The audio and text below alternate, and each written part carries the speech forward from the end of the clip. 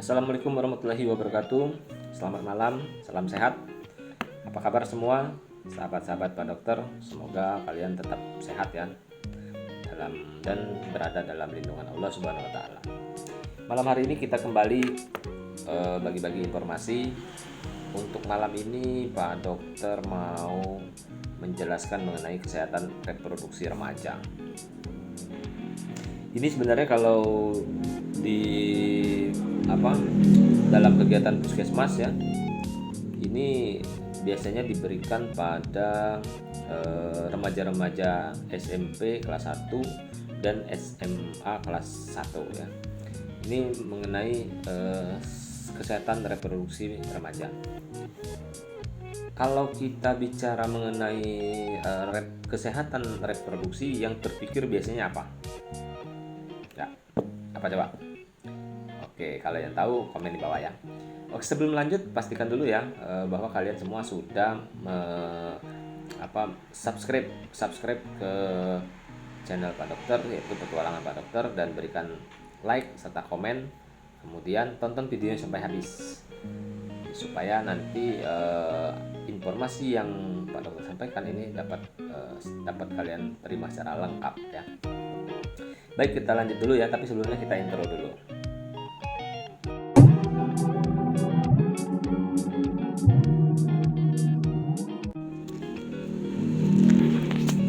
Ya, kita lanjut ya. Kesehatan reproduksi remaja.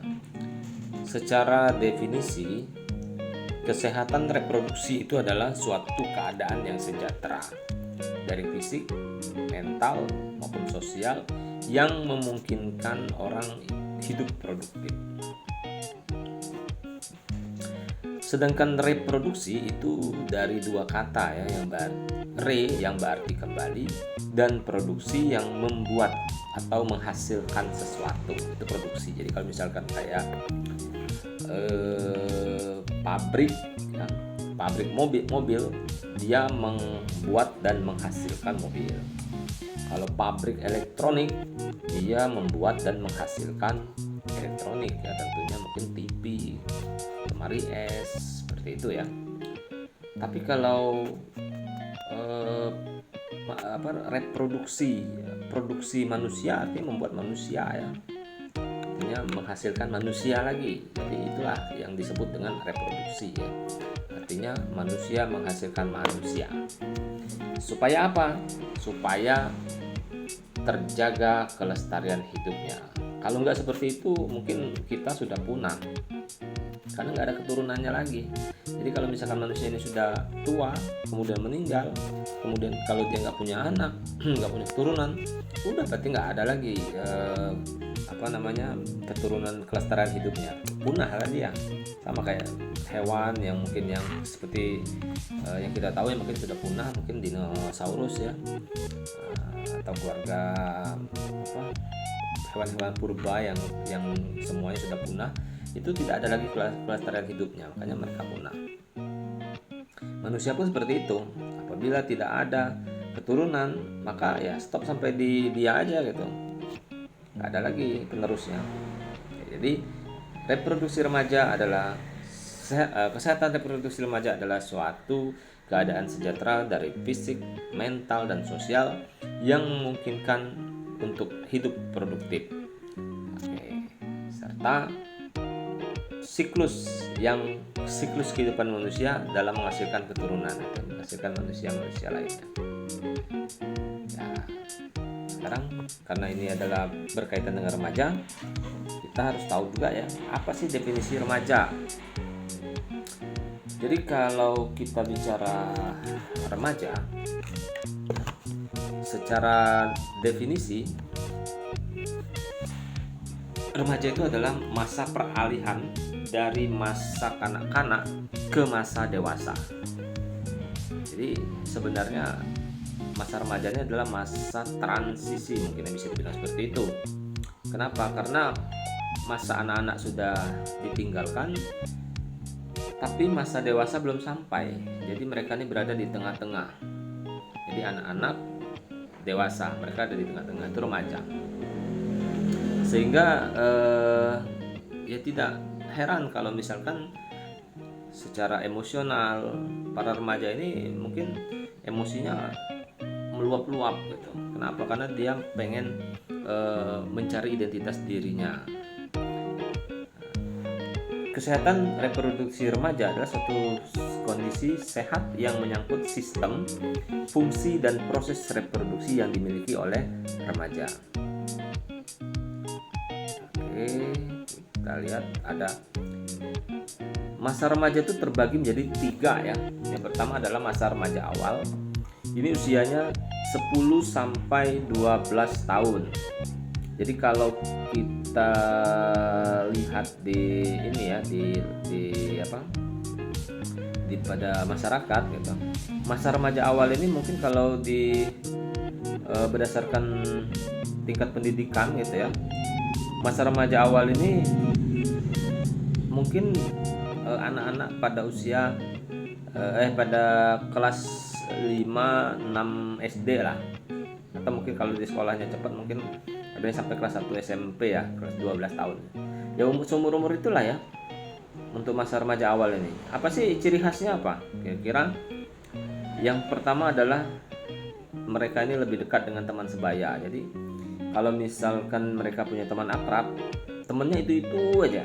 Nah, itu ya ciri khas remaja awal ya. Jadi mereka akrab dengan teman sebaya lebih dekat itu. Kemudian ingin bebas.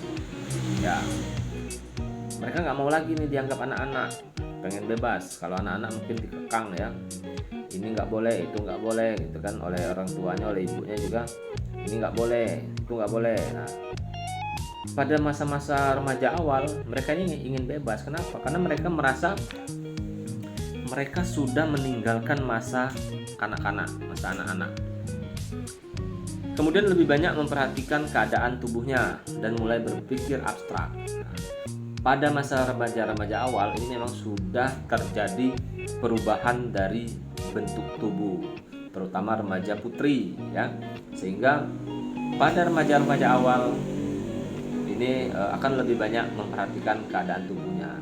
Misalkan lah kayak pada remaja laki-laki mungkin ya ada otot bisepnya ya, sini ya, bahunya udah mulai kekar. Kalau pada remaja perempuan mungkin payudaranya sudah mulai timbul ya, seperti itu ya. Kemudian yang kedua adalah masa remaja tengah ya. Jadi masa remaja tengah ini kisaran usia 13 sampai 15 tahun. Jadi kalau kita lihat di bangku sekolah mungkin usianya ini ya SMP ya. Mungkin kelas 1 sampai kelas 3 SMP. Pada masa remaja tengah ini remaja cenderung mencari identitas diri. Nah, ini ya saya bilang tadi bahwa remaja ini kadang-kala emosinya meluap karena mereka pengen menunjukkan bahwa siapa saya, siapa kamu, siapa lu. Nah, itu ya. Kemudian timbul keinginan untuk kencan. Nah, udah mulai timbul nih rasa cinta yang mendalam. Kemudian berlanjut dengan pacaran, kencan. Nah, ini terjadi pada usia 13 sampai 15 tahun. Kemudian mereka sudah mampu mengembangkan kemampuan untuk berpikir secara abstrak dan sudah berkhayal tentang aktivitas seks. Jadi pada remaja tengah, usia anak-anak SMP kelas 1 sampai kelas 3 ini sudah berkhayal tentang aktivitas seksual ya. Karena mereka sudah mulai pacaran, menyukai lain jenis ya, lawan jenis. Kita lanjut. Masa remaja akhir. Ini tahap akhir masa remaja, usia 16 sampai 19 tahun. Ini kisaran kelas 1 sampai kelas 3 SMA. Pada masa ini remaja cenderung ada pengungkapan kebebasan diri karena mereka sudah ini masa remaja tapi sudah menjelang dewasa, artinya mungkin masa transisi juga ya, seperti itu ya. Jadi mereka sudah mulai mengungkapkan kebebasan diri mereka. Kemudian mereka lebih selektif dalam mencari teman sebaya. Nah, ini hampir sama dengan remaja-remaja awal tadi ya. Jadi dia apabila, nah ini ya harus tahu ya mungkin para orang tua, apabila anak-anak pada usia remaja akhir seperti ini tidak diawasi dalam pergaulan, maka ini akan berbahaya ya, jadi berbahaya sekali. Kenapa? Karena mereka ini selektif sekali dalam mencari teman sebaya.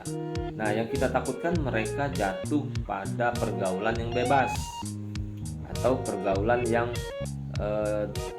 dekat dengan narkoba gitu ya, dengan tawuran, dengan geng motor, nah seperti itu.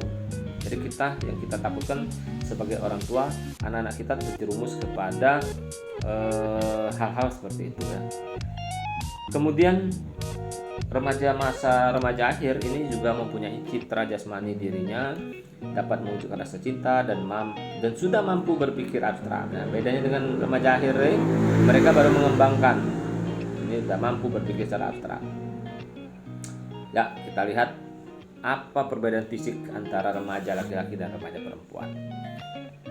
Di situ bisa kita lihat kalau remaja laki-laki apabila dia sudah meninggalkan masa kanak-kanak kemudian beralih ke masa remaja, atau kalau dalam agama Islam mungkin dibilang akil balik ya, remaja laki-laki ini suaranya sudah mulai berubah, suaranya sudah mulai besar ya. Kemudian pertumbuhan penis dan kantung zakar, kemudian sudah mengalami ereksi dan ejakulasi ya. Ereksi itu apa? Nah, kalau tahu silahkan komen di bawah ya. Kemudian ejakulasi ya, kemudian badannya udah mulai berotot. Nah ini tadi ya saya bilang tadi, sudah disampaikan bahwa lebih banyak memperhatikan keadaan tubuhnya. Itu tadi sudah ada pertumbuhan perkembangan pada tubuhnya. Kalau pada remaja perempuan ini organ reproduksi sudah mulai tumbuh dan berkembang, pertumbuhan rahim dan vagina, dan sudah mulai mengalami menstruasi pertama atau menarsi, biasanya pada kisaran umur 10 sampai 13 tahun ya. Tapi ada juga yang di bawah 10 tahun, ada juga ya. Masih normal juga. Kemudian pinggulnya melebar. Kalau pinggul melebar ini mungkin diibaratkan alat musik, mungkin gitar Spanyol. Kalau lihat ya. Tuh ya, kalau sudah masuk masa-masa remaja. Kemudian pertumbuhan payudara atau buah dada itu sudah mulai membesar. Jadi sudah ada perubahan bentuk tubuh pada remaja laki-laki dan remaja perempuan ya. Kemudian ya, kalau pada laki-laki dia sudah mulai mengalami mimpi basah. Apa itu mimpi basah? Ini tadi kaitannya dengan ereksi dan ejakulasi. Jadi pada saat remaja sudah mulai akhir balik, remaja laki-laki ya, ini alat sistem reproduksinya sudah mulai memproduksi sperma atau semen ya. Jadi pada saat akhir balik ya, ini terjadi pengeluaran sperma tanpa disadari atau pada saat tidur ya. Makanya dibilang mimpi basah. Tahu-tahu nanti pas bangun kok basah gitu, kok lengket, ini apa? Ini pasti pada awalnya semua remaja laki-laki kalau tidak diberikan pemahaman seperti ini pasti mungkin kaget ya, mungkin heran. Sama dengan remaja perempuan. Remaja perempuan juga, apa sih tanda bahwa sistem reproduksi remaja itu sudah mulai berfungsi? Pada wanita ini terjadi menstruasi atau haid atau datang bulan atau halangan ya. Itulah bahasanya ya. Jadi menstruasi pertama mungkin kalau kebanyakan itu di usia 10 sampai 13 tahun. Tapi ada juga yang di bawah 10 tahun. Nah, apabila remaja perempuan tidak diberikan pemahaman mengenai sistem reproduksi, terutama mengenai menstruasi, maka tentu pasti akan kaget sekali. Kenapa? Ya karena heran aja, mungkin takut ya. Ya tiba-tiba misalkan pulang sekolah mau kencing, tahu-tahu kok penuh dengan darah semua. kemaluannya penuh dengan darah. Pasti heran. Jadi sebagai seorang ibu ini sangat dianjurkan sekali ya untuk mulai memberikan pemahaman mengenai menstruasi pertama, kemudian mengenai apa yang harus dilakukan apabila sudah mengalami menstruasi. Itu tanggung jawab seorang ibu itu sangat besar situ ya.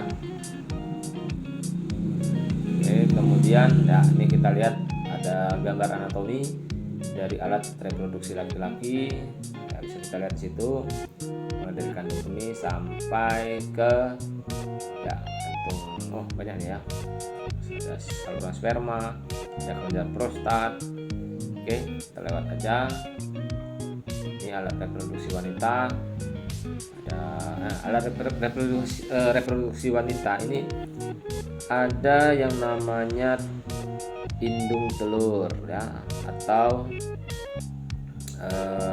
ovarium. Nah, di sini akan lepas satu sel telur tiap bulan. Apabila ada pembuahan, nanti dia akan nunggu nanti dia di saluran tuba Fallopi, menunggu sel sperma yang datang untuk membuahi. Apabila ada pembuahan, maka nanti hasil konsepsinya akan ditanam di dalam di rahim.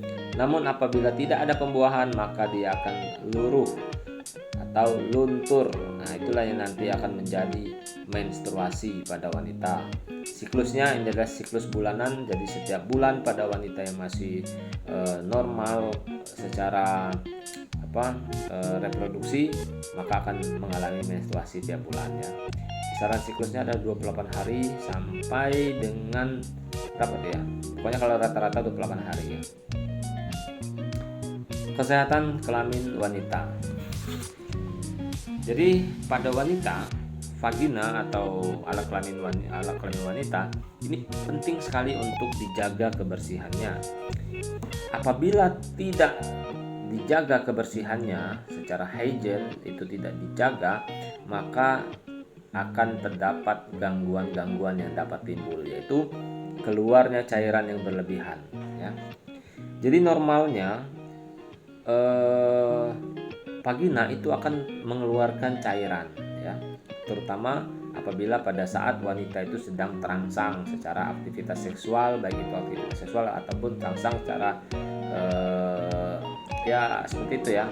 Jadi akan ada cairan yang keluar dari alat kelamin wanita.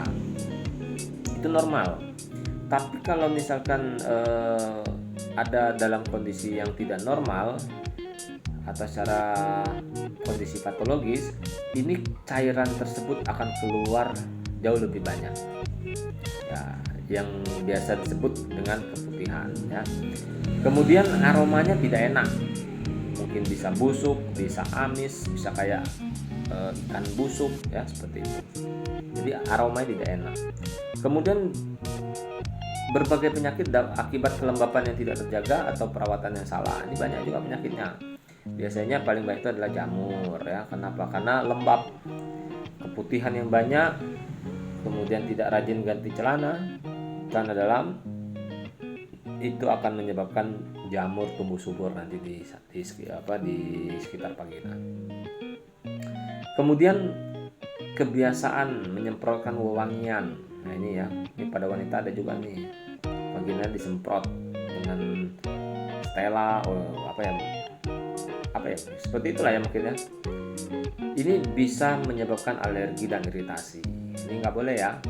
Jadi sahabat-sahabat Pak Dokter semua, terutama remaja putri, ini jangan menyemprotkan wewangian ke vagina ya. Karena apabila timbul alergi dan iritasi, maka akan menimbulkan penyakit lainnya. Kemudian kesehatan kelamin pria. Biasanya pada hygiene terkait dengan hygiene yang buruk, ya, misalkan tidak jarang mandi mungkin ya, atau jarang ganti celana dalam. Mungkin celana dalamnya mungkin seminggu sekali ganti, tapi dipakai terus setiap hari ya, itu ya. Dan biasanya juga menimbulkan keluhan pada alat kelamin yang tidak disunat ya, atau dihitam. sekarang kita bicara mengenai kehamilan dan persalinan. Apa itu kehamilan? Yaitu adalah proses yang terjadi setelah pertemuan antara sel telur perempuan dengan sel sperma laki-laki, ya. Jadi kehamilan itu adalah hasil dari pertemuan sel sperma dan sel telur wanita. Sekarang Pak Dokter tanya, kira-kira gimana cara mempertemukan antara sel telur dengan sel sperma? Coba yang tahu jawabannya silakan komen di bawah ya. Nah, ini siklus ya, siklus menstruasi tadi, siklus kehamilan. Ya. Satu, pelepasan sel telur, nomor 2, kemudian dibuahi. Nah, ini ada proses pembelahan di situ ya, kayak kecebong ini. Bukan kecebong apa nih? Nah, ini itu pembelahan sel dari zigot, kemudian jadi embrio kemudian jadi janin, kemudian janin jadi bayi, kemudian perut ibunya meledung ya, besar, itulah namanya hamil. Tadi ya kalau untuk remaja putri ya, kenapa pada saat kalian sudah mengalami menstruasi, artinya kalian itu sudah siap untuk dibuahi. Jadi kalau misalkan nanti ada sel sperma yang datang berkunjung, nah, pada saat memang kondisi yang tepat terjadilah pembuahan, nanti kehamilan tidak dapat dihindari. Jadi hati-hati ya remaja putri, baik itu remaja putri atau remaja laki-laki, jangan sekali-sekali untuk melakukan aktivitas seks sebelum kalian melewati pintu yang namanya nikah ya. Ciri-ciri kehamilan apa?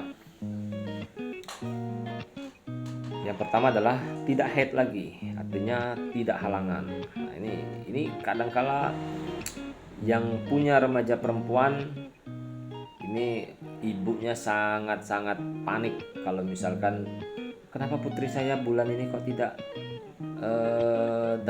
tidak halangan ya, kenapa putri saya bulan ini telat ya. Nah, ini seorang ibu wajar kalau misalkan memiliki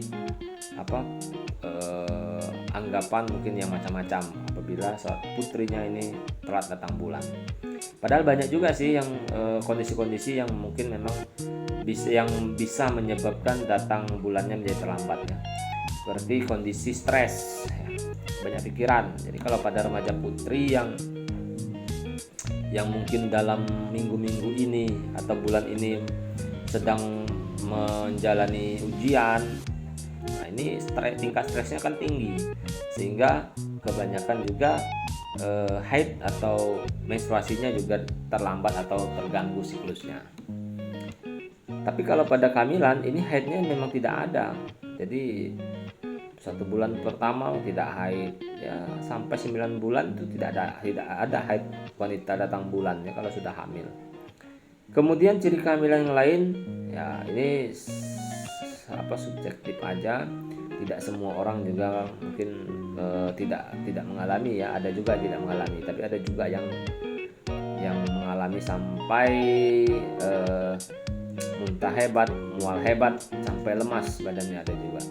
Kemudian payudara membesar ya, ini jelas ya. Jadi pada wanita hamil ini payudara juga mulai membesar. Kenapa? Karena kelenjar air susu di payudara itu sudah mempersiapkan diri untuk laktasi, untuk menyusui. Kenapa? Karena dengan ASI itu sebagai sumber nutrisi bagi bayi ya. Kemudian rahim membesar sehingga timbul rasa sering ingin buang air kecil ya, wajar.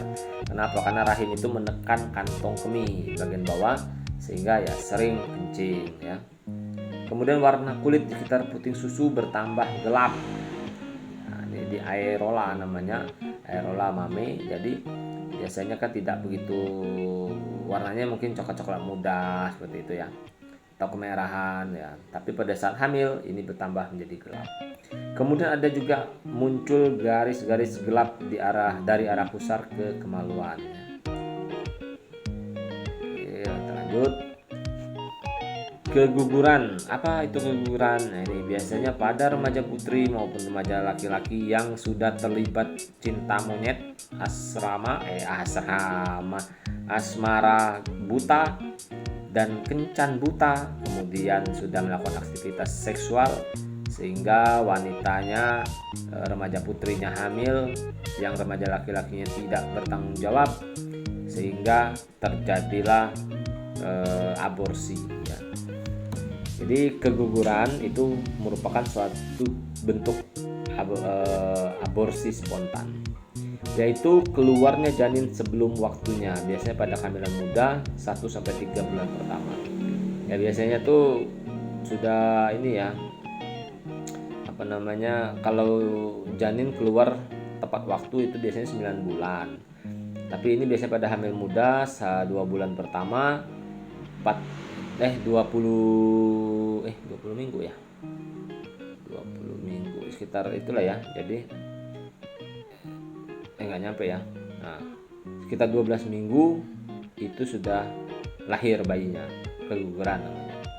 Penyebabnya sebagian kasus ini tidak diketahui penyebabnya. Jadi ada juga yang beranggapan bahwa aborsi ini karena capek lah, mungkin karena aktivitas fisik yang berat gitu. Dan mungkin juga akibat kelainan janin bisa jadi. Kemudian mungkin juga akibat gagalnya leher rahim menahan janin tetap dalam rahim. Ini secara fungsional anatomisnya ini memang ada kelainan di situ ya. Gejalanya apa? Gejalanya adalah perdarahan hebat, kejang, kram nih di perut bagian bawah, mulesnya sampai ke ubun-ubun. Nah ini kalau misalkan orang yang merasakannya seperti itu ya.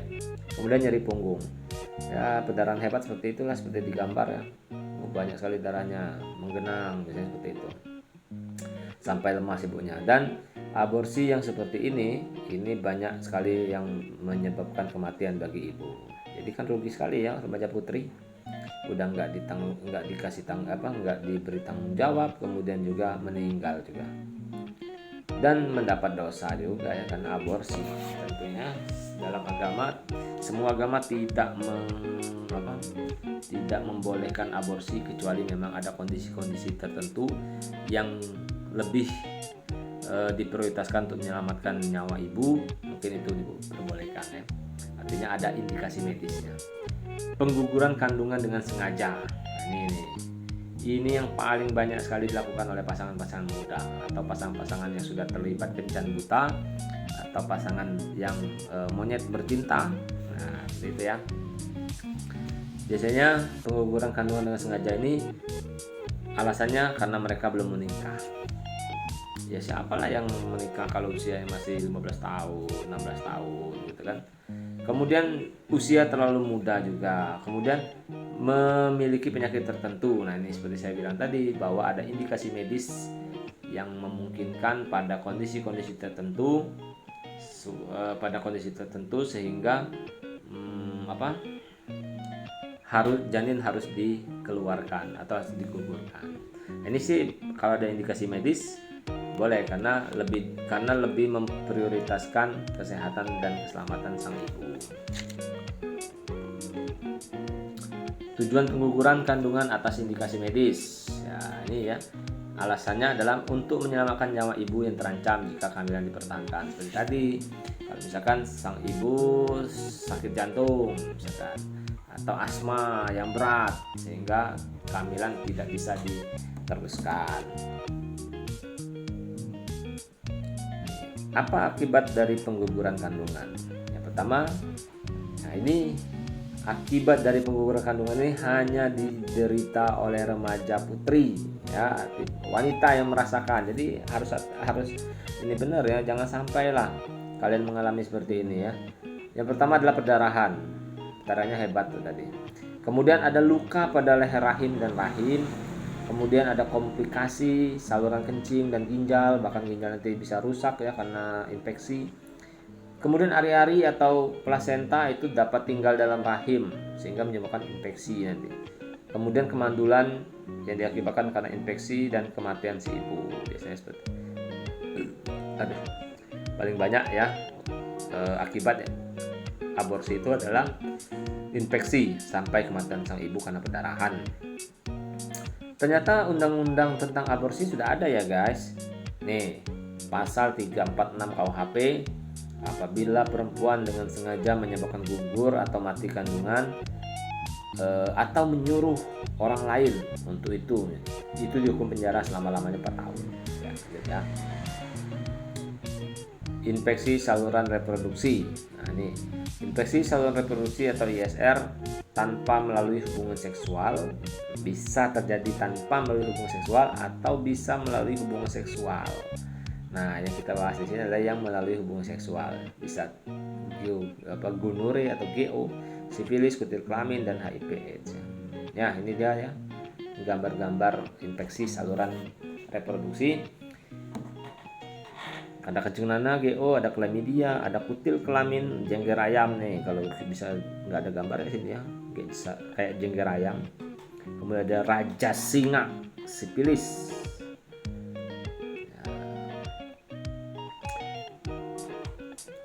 Infeksi saluran reproduksi ya, yaitu adalah bagaimana sih cara penularannya? Melalui anal seks ya. Kemudian berganti-ganti pasangan seks atau dari tempat pelacuran. Ini bisa penularan seperti itu. Apa akibat jangka panjang dari infeksi saluran reproduksi? Yang pertama adalah kemandulan. Komplikasi pada kehamilan, kalau misalkan kalau sudah hamil kemudian terjadi infeksi saluran reproduksi, biasanya ada komplikasi pada kehamilan. Kemudian bisa hamil di luar kandungan. Nah, biasanya kan kalau normalnya hamil itu di dalam rahim, ini di luar rahim. Nah, ini akibat dari ISR jangka panjang. Kemudian kanker mulut rahim, cacat janin, dan keguguran spontan serta tertularnya HIV atau AIDS. Ya. Perlu diketahui ya guys, bahwa tanggal 1 Desember itu ditetapkan dengan Hari AIDS sedunia. Apakah itu? Apa AIDS? AIDS, Acquired Immune Deficiency Syndrome. Artinya suatu kumpulan dari gejala-gejala yang menyerang sistem kekebalan tubuh ya. Oke. HIV ya, tadi kan kalau kita bicara sebelum tadi adalah AIDS, sekarang apa itu HIV? Ternyata HIV adalah Human Immunodeficiency Virus. Itu virus yang menyerang sistem kekebalan tubuh manusia dan menimbulkan AIDS, AIDS. HIV menular melalui apa aja? Yang pertama adalah darah, yang kedua adalah cairan sperma, cairan vagina, dan bisa juga menular melalui air susu ibu ya. HIV. Bagaimana cara penularannya? Ada 3 jalur. Yang pertama adalah melalui hubungan seksual dengan orang yang sudah terinfeksi HIV. Jadi kalau misalkan ada orang yang sudah positif AIDS, sudah HIV positif, kemudian berhubungan seksual, maka dapat tertular melalui hubungan seksual. Atau bisa juga melalui ibu yang terinfeksi HIV kepada janin yang dikandungnya atau bayi yang disusuinya, bisa juga. Kemudian melalui alat transfusi darah atau alat-alat lain yang tercemar HIV ya, seperti penggunaan alat suntik yang sama, jarum suntik yang sama pada aktivitas narkoba gitu ya, bisa juga. Nah, ini perlu diketahui nih sahabat-sahabat Pak Dokter semua, bahwa HIV itu tidak menular melalui bersalaman. Jadi kalau misalkan ada orang HIV kemudian mengajak salaman, ya nggak apa-apa gitu ya, jangan ditolak. Kenapa? Karena bersalaman tidak menularkan HIV. Kemudian melalui keringat juga tidak menular. Melalui makan dan minum yang bersama, memakai kamar mandi yang bersama, berenang bersama, batuk atau bersin, dan gigitan nyamuk. Oke, apa sih tanda dan gejala AIDS? Yang pertama adalah rasa lelah yang berkepanjangan. Ini mudah capek biasanya ya. Kenapa? Karena sistem imun sudah mulai berkurang, mudah sakit gitu. Sering demam di atas 38 derajat dan berkeringat, sesak napas, batuk. Nah, ini termasuk juga salah satu trias eliminasi pada kehamilan ya kalau nggak salah. Jadi setiap ibu hamil setiap ibu hamil juga harus diperiksa HIV ya. Kemudian setiap penderita TB ya atau TBC itu juga wajib diperiksa HIV-nya. Kemudian berat badannya menurun drastis, biasanya itu sampai 10-20% secara mendadak. Kemudian terdapat pembesaran kelenjar getah bening ya, bisa di leher, ketiak, lebat paha tanpa sebab yang jelas. Biasanya sih kalau kelenjar getah bening itu membesar apabila ada infeksi di organ-organ sekitar kelenjar getah bening tersebut. Tapi kalau tanpa sebab yang jelas kemudian terjadi pembengkakan, ini perlu kita curigai bahwa bisa mengarah ke HIV ya. Kemudian ada bercak putih di mulut ya, biasanya jamur atau banyak. Diare berkepanjangan tanpa sebab yang jelas ya, mencret terus sampai 2-3 bulan. Nah, ini perlu dicurigai adanya aktivitas human immunodeficiency virus. Bagaimana pencegahannya terhadap penularan ini? Bukan ISK ya, tapi ISR mungkin ya, atau penyakit menular seksual PMS dan HIPS. Yang pertama adalah hindarkan hubungan seksual sebelum menikah. Kemudian say no to drugs, katakan tidak pada narkoba, dan bersikap saling setia dengan pasangan. Nah, ini adalah cara pencegahan terhadap penularan ISR, PMS, dan HIV/AIDS. Oke, sekarang ini ada pertanyaan untuk sahabat-sahabat Pak Dokter semua ya. Kira-kira, nah ini ada beberapa kegiatan ya. Kira-kira kalau nonton bersama ya laki-laki perempuan lah ya yang lagi pacaran gitu, karena ini macam-macam kegiatan kencan ini ya, nonton bersama kira-kira positif atau tidak ya? Kalau tahu jawabannya ataupun apapun jawaban kalian, komen di bawah. Kemudian berenang berdua, olahraga bersama, mojok di tempat sepi berdua, ke museum bersama-sama, masuk kamar teman lawan jenis. Nah, kira-kira itu kegiatan yang positif atau tidak ya? Komen di bawah, silakan komen di bawah. Kemudian belajar bersama ya, ini akibat kencan negatif atau kencan buta tadi ya.